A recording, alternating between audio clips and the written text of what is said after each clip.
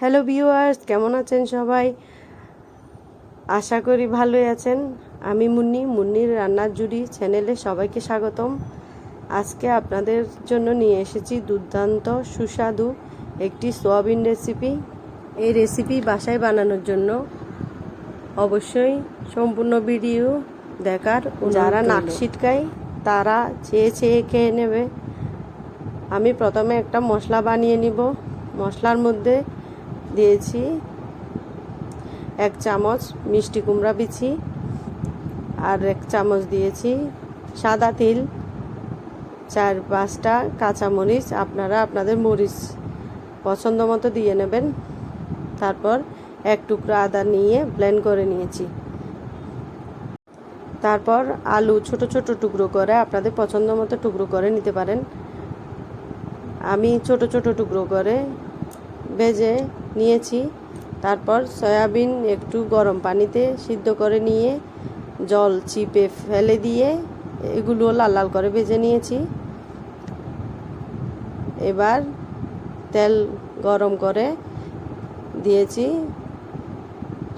গোটা জিরা ফোড়নে দিয়েছি তেজপাতা, এলাচ, দারচিনি দিয়ে বেটে রাখা মশলা দিয়ে ভালো করে কষিয়ে নিয়েছি। তেল উঠে আসলে দিয়েছি বাদাম বাটা ও টমেটো, হলুদের গুঁড়া, মরিচের গুঁড়া, জিরা গুঁড়া, ধনিয়ার গুঁড়া, এগুলো দিয়ে ভালো করে কষিয়ে নিয়েছি। যদি নিচে লেগে যায় তাহলে একটু পানি দিয়ে হালকা আছে ভালো করে কষিয়ে নিয়ে তেল উঠে ভাপ হয়ে আসলে দিয়েছি ভেজে রাখা আলু। এগুলো কষিয়ে নিয়ে এবার লাল করে ভেজে রাখা সয়াবিনও দিয়ে ভালো করে কষিয়ে নিয়েছি। একটু সময় নিয়ে কষিয়ে নিয়ে অবশ্যই খেয়াল রাখতে হবে নিচে লেগে না যায় মতো। বারবার নেড়ে দিয়ে কষিয়ে নেব। কষানোর উপর ডিপেন্ড করে তরকারির স্বাদ। তার জন্য নিচে না লাগে মতো করে একটু পানি দিয়ে ভালো করে কষিয়ে নেব।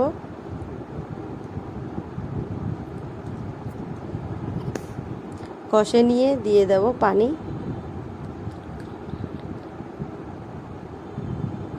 পরিমাণ মতো ঝোল দিয়ে রান্না করে নেব সব কিছু সিদ্ধ হয়ে আসা পর্যন্ত।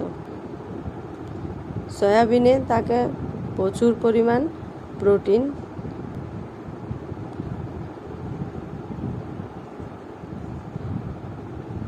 সব কিছু একসাথে মিশিয়ে নিয়ে এবার রান্না করে নেব। চুলার আঁচ হাই হিটে করে দিয়ে ঢাকনা দিয়ে ফুটে আসা পর্যন্ত রান্না করে নেব। তারপর আবার একটু নেড়ে ছেড়ে দিয়ে এবার ঢাকনা না দিয়ে রান্না করে নেব।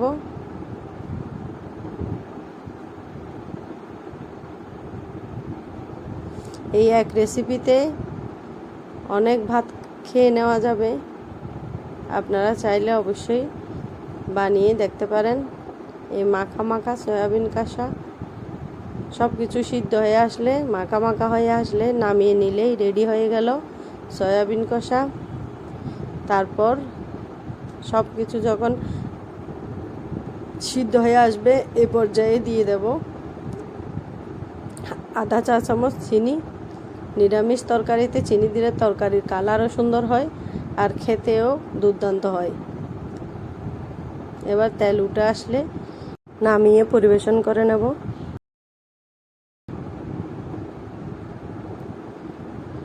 দেখুন কি সুন্দর, কত সুন্দর লোভনীয় হয়েছে।